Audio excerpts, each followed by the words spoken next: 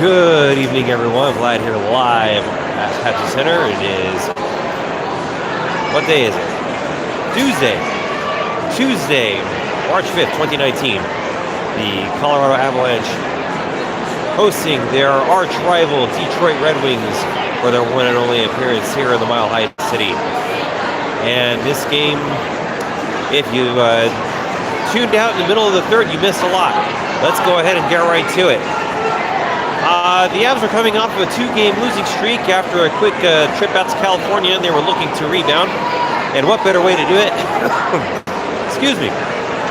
And what better way to do it than by getting your blood going with the blood feud from the late 90s, early 2000s against the Detroit Red Wings. It didn't start out quite the way that the home crowd would have liked, with Nicholas Cronwall getting the scoring going in the first period for the Red Wings. The Avs did start the period off pretty well. They had a good shot advantage on Jonathan Bernier, but then the Red Wings started turning things around, and ultimately that would lead to the Cronwall goal. The Avs would trail 1-0 after the first period. When you need a tying goal, what phone number do you call? 877-GOAL now. And JT Compher will answer because he scored the tying goal for the Avs, his 15th of the season in the second period. The assist coming from Carl Soderberg and Colin Wilson. And the Avs would head to the second intermission, tied at 1 with the Wings. And then in the third, things were all kinds of crazy nuts.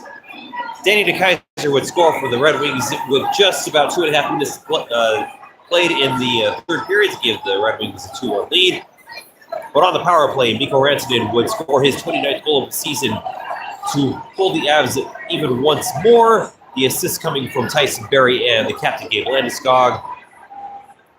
And it looked like things would be set for overtime at that point. But hold your horses, folks.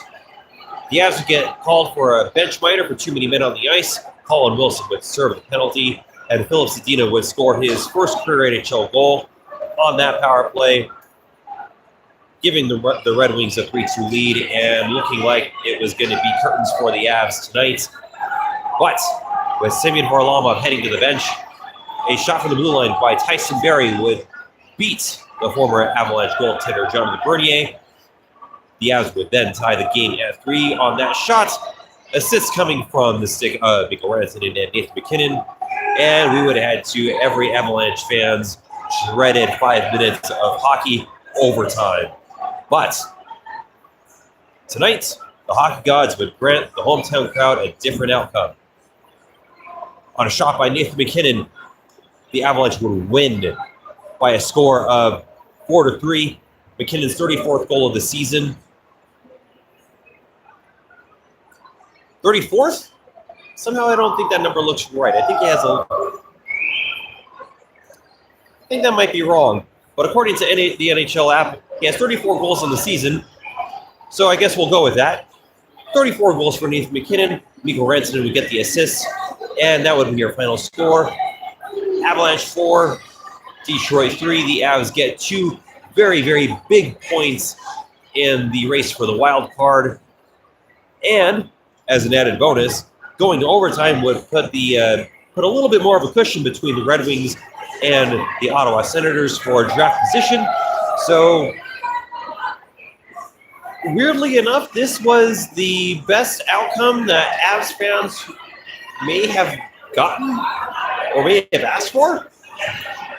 A win in overtime over the Detroit Red Wings and improve their odds for the Ottawa pick all in the same night. Is that too much to ask for? Not tonight, it isn't. Let's look at some more numbers. The Avs would outshoot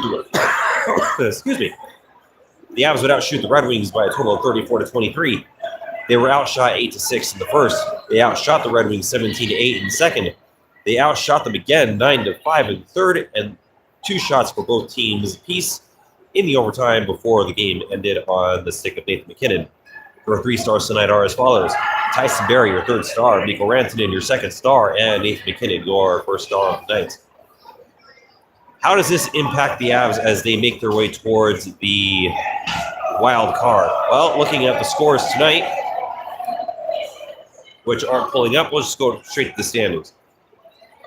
We did see that Minnesota did win over the Nashville Predators. Dallas defeated the New York Rangers, so both of them gained points. The Arizona Coyotes did lose tonight, so the Avs do leapfrog over the Coyotes. Avs now have 70 points compared to Arizona's 69 points, which is still nice. And that puts them at 2 points out of the wild card compared to Minnesota's 72 and Dallas' 73. So that's where things stand in terms of the wild card race. Edmonton is a safe 5 points back, if safe is the right word to use. And Chicago is 7 points back as of right now. So that's where things are at this point. Did the Avs kind of get a break tonight? Well, it wasn't looking good, to be honest. There were things that I didn't like about the game. Certainly that bench minor with 3 minutes left to go, you don't want to go out like that. It's a good thing that the Avs didn't go out like that. But they were able to recover. They were able to recover. That shot from Tyson Berry was absolutely stellar. Excuse me. It worked. It worked when the Avs needed it to work, and I guess that's the important thing.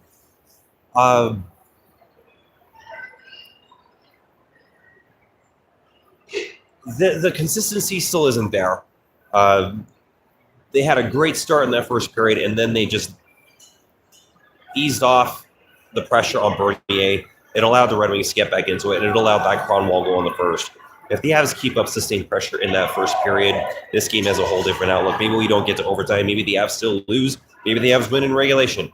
But it just – the effort is still just not there. And it's not the same as the level of, if you want to use compete or try hard or however you want to describe it, it's just that consistent push, that consistent thrust in the opponent's zone, whether it's tonight against Red Wings, whether it was Sunday against Anaheim, Friday against San Jose, that thrust just still wasn't there. And maybe some of that can be explained with the illness that's in the locker room. Of course, McKinnon had been sick on Sunday. He's probably still feeling it now. But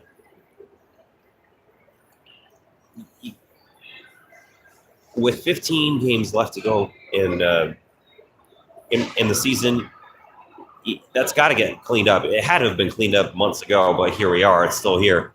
So that has to be addressed. Of course, we can always look at the penalties. We can look at the Nemeth penalty that he took. We can look at the bench minor. All these things are fixable things, and somehow they're still not being fixed. But even when you're not playing your solid game, you still got to have your best guys be your best guys. And tonight the Avs had their best guys be their best guys.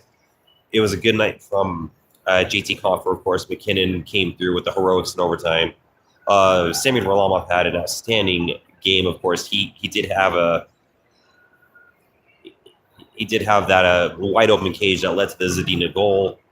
Not the Zadina goal, excuse me. The goal before that one that tied the game at 2. That one, I'm sure he would love to have back. But the pros outweighed the cons tonight.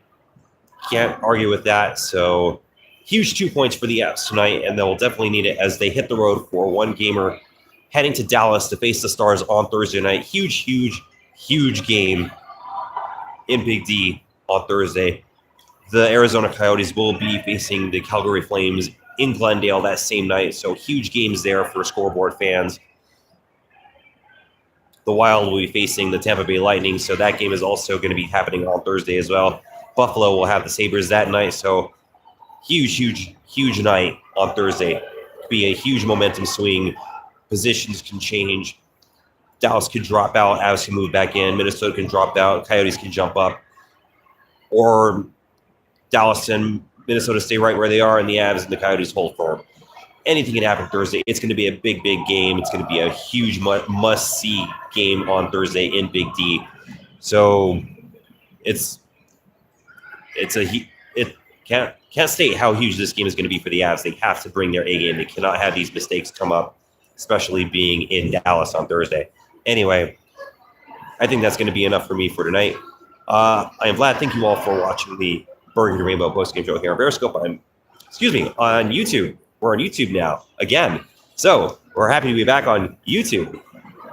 Anyway, the Avs will return to Pepsi Center for a Saturday afternoon affair on Saturday against the Buffalo Sabres. And we'll be back with the Burgundy Rainbow pregame show for that contest. So catch me for that when we reconvene on Saturday afternoon. And until I see you on Saturday afternoon,